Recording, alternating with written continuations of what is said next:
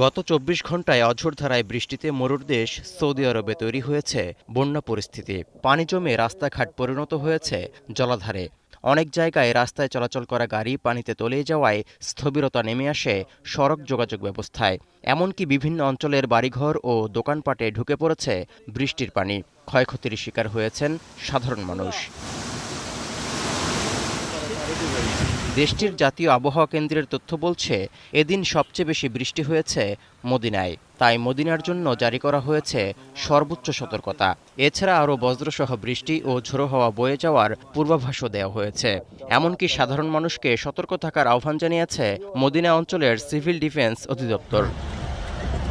বৃষ্টির সময় উপত্যকা ও জলাধারগুলো থেকে দূরে থাকার আহ্বান জানিয়েছে কর্তৃপক্ষ। কৃষি পণ্য পরিবহনের রাস্তাগুলো দিয়ে চলাচলের সময় বিশেষভাবে সতর্ক থাকতে বলা হয়েছে।